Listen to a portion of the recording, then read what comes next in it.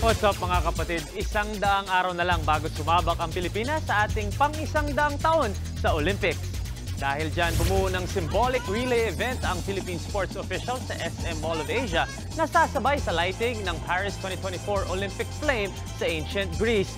Pinangunahan ni French Ambassador Marie Fontanelle at Greek Ambassador Younis Pediotics sa relay. Binubuksan ng relay ang ilang ganap habang palapit ang opening ng Olympics sa July. Sa ngayon, may 9 na atletang Pinoy at Pinay na qualified para sa Paris at busy lahat sa paghahanda. Siyempre, nag-hope din ang lahat na madadagdagan pa ang mga listahan o ang listahan ng mga magre-represent sa atin sa Olympics. What's up mga kapatid? It's your sports Tito Mike Reyes. Huwag magpahuli sa mga umaaksyong bakbakan at harapan sa loob at labas ng bansa. Para sa mga pandiin ng sports news, mag-follow at mag-subscribe sa social media pages ng News 5. Peace and love.